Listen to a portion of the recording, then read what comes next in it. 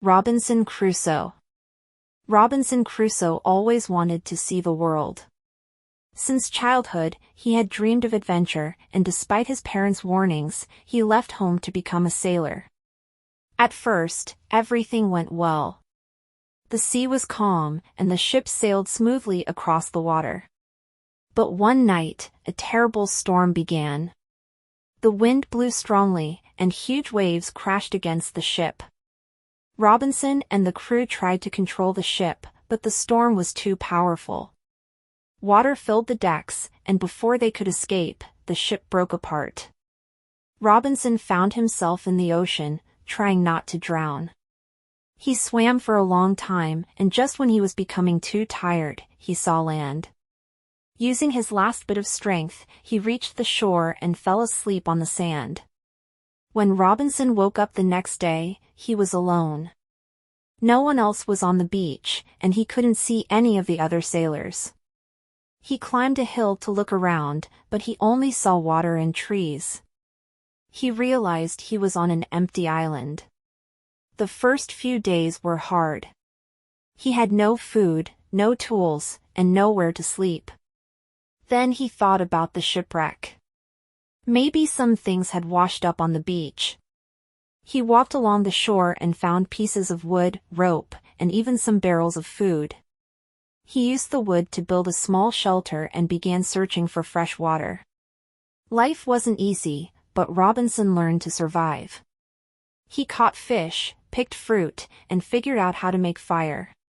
He built a stronger house using trees and rocks. As time passed, he made simple tools and weapons to protect himself. He also kept a diary about his life on the island. Every morning, Robinson would climb to the highest point on the island and scan the horizon, hoping to see a ship. Every evening, he would write in his diary about his day, his thoughts, and his hopes of rescue.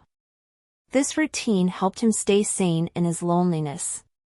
One morning, while walking on the beach, he saw something that scared him. A footprint. It wasn't his. Someone else had been on the island. He quickly ran back to his shelter and hid for days, watching the beach carefully. Then, one evening, he noticed smoke in the distance. He climbed a tree and saw a group of men on the shore. They had built a fire and had a prisoner with them.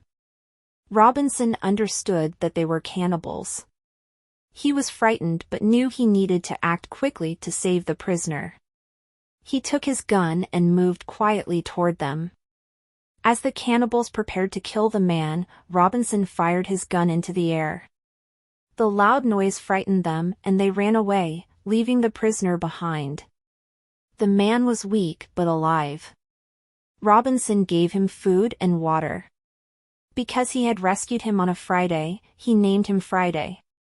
At first, Friday couldn't understand Robinson's language, but gradually he learned to speak some English. In return, he taught Robinson better ways to hunt and grow food. They worked together, built a more comfortable home, and became good friends. For many years, Robinson had lived by himself, but now, life was different. He and Friday talked about their lives, worked side by side, and watched the ocean, hoping to see a ship someday.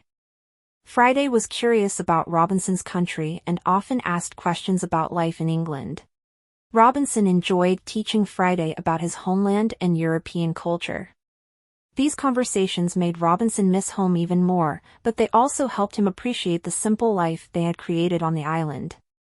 One day, they spotted something they had been waiting for, a ship. But something seemed wrong. Robinson watched carefully and saw that some sailors were tied up on the deck. It was a rebellion. The captain and his loyal sailors had been captured by other crew members. Robinson and Friday made a plan. Late at night, they quietly went to the beach and surprised the rebels. After a brief fight, they freed the captain and his men. Grateful for their help, the captain offered Robinson and Friday a chance to leave the island. Robinson stood on the shore, looking at the place that had been his home for so many years. After 28 years, Robinson Crusoe finally returned to his homeland. The island had changed him. He was no longer the young, careless man who had left England. He had become stronger, wiser, and more patient. But even after he left, the island remained an important part of his life forever. Sometimes in England, Robinson would wake up thinking he was still in his island shelter, and he would feel both relief and a strange sadness to find himself back in civilization.